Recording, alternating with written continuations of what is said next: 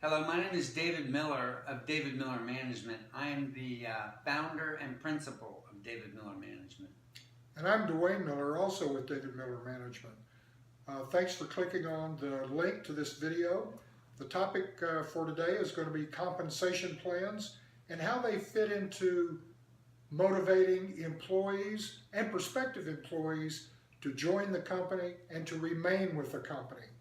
There are a number of reasons why a person would want to join your company that have nothing to do with your compensation plan. For example, your position in the industry, your company itself, the products that you sell, the industry, and of course, most importantly, the people that are within your company. So today we're going to launch into some of the good aspects of a compensation plan and some of the pitfalls that you should avoid. So the first thing that we're going to talk about today, compensation plan is a motivator. And the second thing is some of the pitfalls that you need to avoid when you're designing a compensation plan. First of all, what are some of the things that you'd like to change in the behavior of a sales rep or motivate a sales rep or sales force to do when it comes to using the compensation plan as a tool? Sure. Well, first and foremost, the motivation, what you want is high overachievement. If you design the right compensation plan, any level of overachievement should work, because you need to first and foremost make sure that the sales reps are highly paid, but that also no matter where that overachievement is, that it works in the P&L. So you can't be afraid that they're going to overachieve too much, because then the P&L breaks. You have to make sure that the P&L works at every level of overachievement. So are there some things that, I think I can sense it in the finance department, if they're going to write out that big check at the end of a quarter, that it can kind of make them nervous. But should they be nervous for writing out that big check? They should not. They should be excited, because they've done their homework and the due diligence on the front end of implementing a pay plan like that, so that they know any level of overachievement is okay. Should you really design a compensation plan with the overall corporate objectives in mind? Absolutely, you should. You should do that. And the reason you should do that is you have to either want to motivate behavior, or you either want to change behavior of existing reps, or you want to motivate behavior of new reps coming on to sell to customer bases that you want them selling to, and selling products that you want them selling to, because all companies have loss leader products. All companies have strategic products that you want them selling or avoiding. And you want the compensation plan to either pay or not pay in the case of products you want them to avoid. So you definitely do, from a strategic product standpoint and a company strategy standpoint, you want to build things like that into the compensation plan. I can even see that, of course, we're talking about different companies. Some of the people seeing this video will be startup companies, starting a company right from scratch. Then there are some other companies that have been in business for a long time, and they're struggling with their compensation plan to accomplish overall corporate objectives. One thing comes to my mind is that their traditional products, where they're getting most of their business right now, they may be in a declining market, where that market is either not growing or actually declining somewhat, and they're making a strategic decision to move into a new space, into a new market segment. Exactly. And how can you create a compensation plan that would address that particular issue? Well, I call them accelerators, right? So if you're trying to move into a new market segment from a customer standpoint or a product standpoint, I would be creating what I would call accelerators or decelerators in the compensation plan that pay either maybe 1.1, 1.2% more, or they pay 1.1 or 1.2 of the dollar if you want them to sell something different, or maybe 0.9 or 0.8 or 0.7 if you don't want them to sell it. So it's a disincentive for them to sell a particular product. Right. So let's quickly move into some of the pitfalls, because after pitfalls, I'd like for you to talk about some specific cases of where companies that you've managed, sales forces that you've managed, a good situation and a bad situation. But before we get to the cases, what I'd like for you to talk about is, what are some of the pitfalls that you should avoid when you're designing a compensation plan from a corporate perspective? First and foremost, I come from cultures that are what I consider pay for performance. So companies I've been with are public companies, and Wall Street has very little forgiveness when it comes to missing a number.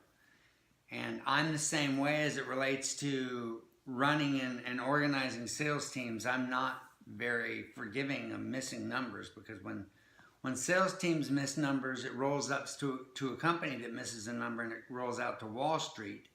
Company stock goes down, the value of the company goes down. So the sum of the total of the sales reps is what makes up the company. And so I'm first and foremost very focused on making sure every single sales rep hits their number. And if a sales rep gets too tied up, and if they get too comfortable, from a pitfall in a compensation plan would be a sales rep that gets wrapped up in their base salary, and they get comfortable with the amount of base salary that they're making. And if indeed they're comfortable with that, and they come in at 90%, 85%, 80%, 75% of their number every single quarter in, quarter out, that's a behavior that I wouldn't be tolerating. And that's a behavior where I would, if they're comfortable with that base salary rate, I would either talk to them about lowering it so they're not comfortable, or I would help them find job or employment someplace else outside the company. Right, that makes total sense. There's a word that's tossed around in sales circles, even in people that are not in sales. They've all heard this magic word about sandbagging. Could you give me a little definition, your definition of what a sandbagging is when it comes to a sales rep? Sure. In fact, bad compensation plans cause sandbagging in many cases. A good example is if a sales rep's got a $3 or $4 million quota for a particular quarter, and they feel like there is absolutely no chance of getting there, and they've got the business they know would get there in the next quarter, what you might find is a behavior of a particular sales reps are first of all by nature very money motivated, and sometimes very greedy, and also very smart about figuring out pay plans. So you might find them slowing down sales cycles such that they miss the quota in the current quarter, but they've got so much business and backlog coming into the next quarter, or potential backlog, or pipeline I should call it, that starts falling early in the quarter, that they well overachieve that next quarter, thereby blowing up the comp plan you've created and showing you that you've created a bad comp plan in that case. But the sales rep also is creating a bit of risk for himself or herself by the sandbagging, because if they slow the process down, what can happen? That's exactly right. I didn't mention that. And the longer that a sales rep allows a deal to sit out there, the more likely the competition is to either undercut you or to bring that purchase order in themselves. I'm always one that says you got to get the fish in the boat as fast as you can, or it might fall off the hook. So. That makes perfect sense.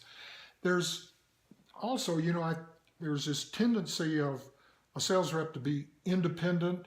I can do the job, and I don't need micromanagement. Leave me alone.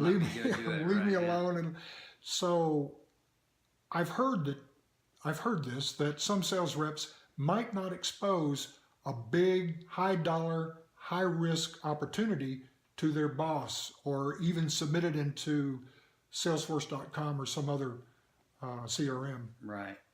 That's very true. And they do it for the very reason, and I think you said you've heard it, you've probably experienced it as well. So we've all experienced that. Anybody that's run Salesforces before and has had to manage pipelines and manage performance and predictability of a Salesforce across a large Salesforce using a CRM or a Salesforce automation application like Salesforce.com. Yeah, it's like a death knell for a VP of sales. If you've got a high achiever or some high achievers on your team that are sandbagging, then maybe that sales manager in that quarter, the VP sales in that quarter, is below achieving his or her quota because of the sandbagging. That's right. And the underachievers are not capable of picking up the slack. So the overall performance of the VP sales may be below par, maybe below quota. It could be, or it could be that all of a sudden these deals magically appear in the last week of the quarter. And the reason is like you said before, so these sales reps don't get micromanaged and don't get held accountable. Because if they don't tell you about the big deal and it falls through, then there's no harm, no foul in their mind. Right. But if it does come in and it gets booked the last week of the quarter, and your typical sales cycle is a 60 or 90-day sales cycle, and the sales cycle on this particular large, what would appear to be a bluebird deal that came in, was a sales cycle of 2 weeks, then you know somebody was holding out on you. And you have to, as a good VP of sales, sniff that out. You have to know it's there, and you have to stop that behavior immediately. And if you've got the right reporting, and if you've got the right business management system in place, that you will be able to, from week to week to week, know what's going on in a particular sales rep's territory, and you'll be able to understand that deals like that are sitting out there, and they're not telling you about them. And so part of what we want to teach people is not just how to manage a pipeline, but also how to manage behavior of sales teams so you maximize the opportunity to hit your number and maximize productivity and maximize revenue. Yeah, a couple of more points on some of the pitfalls to avoid. We've touched a little bit on the complexity of a sales plan, that if the sales plan is so complex that a rep constantly has to be looking at the written plan to figure out, to change behavior, it's probably not going to be a successful you're really not going to change behavior. And the old adage that everybody talks about is very true, is if you have a comp plan where the sales rep cannot go home to their significant other, their spouse, and describe that comp plan and have them understand it in one single conversation, the comp plan is way too complex. That should be something that guides that rep, should be at the top of their mind every day. If the corporation wants them to call on strategic accounts as opposed to smaller accounts, the compensation plan should drive them to that, and that should be top of mind for that rep that day. What activity, what do I do that day? That's exactly right, it should. And the right motivation, whether it's comes through quarterly plans or even at year-end trips, where the spouse knows about those trips, it also puts a little more internal pressure on the sales reps to overachieve their number, so that at the end of the year, maybe they also get to partake in some of the benefits that the company is offering that sales rep, like maybe a trip. Yep, that makes sense. The other, and really the final point I would like us to talk about right now, is the effect of really over-assigning quota to a rep, that the rep deems that quota as being unachievable, and what is the impact of that? Well, I like a rule of thumb for me is if I hit my number, then I would expect 75 to 80% of my sales team to hit their sales number as well. If it's lower than that, then I have what I call oversubscribed. And some people call it cushion. I call it cushion or oversubscribed. I always put some kind of oversubscription in there. The key is knowing what that should be. You know, when you hit your number, it should be 75 to 80% of your sales reps hitting their numbers. If they're not, then you're oversubscribing to the sales teams. And if it's the other way around, if they're way overachieving and there's a lower number also hitting their number, then you may have oversubscribed in some other areas also. So you have to make sure it's not just across the board. Yeah, that makes sense. What I'd like to do now is shift our conversation just a little bit and to get you to talk about some real world examples. You've been Senior Vice President and President of major international corporations like Dell and Lenovo and NCR. Out of your experience, and you've had other experiences as well, out of these experiences, could you give us an example of kind of a failed comp plan, one that did not achieve what the corporation really wanted it to achieve? Sure, absolutely. Major Fortune 500 company in high tech, where the biggest failure in this one was demotivation around both products. In other words, a failure to create accelerators or decelerators in the product direction. So sales reps were out selling exactly what they wanted to sell. And the next was the particular compensation plan that they had assigned when I first got to the company didn't pay for itself. And that's a theme that you should always have around the company. Does the comp plan pay for itself? What do you mean by that? Well, it didn't. For instance, the payments to the sales reps on their quarterly bonuses were higher than the actual gross margin that was brought in by those sales reps for the company. That's scary. A little bit scary. I'd say that pay plan is not paying for itself. That's kind of upside down. Okay. And that's where if somebody overachieves, the CFO is writing a check and he's scared. And he's scared for a very good reason, because he knows that comp plan is not paying for itself.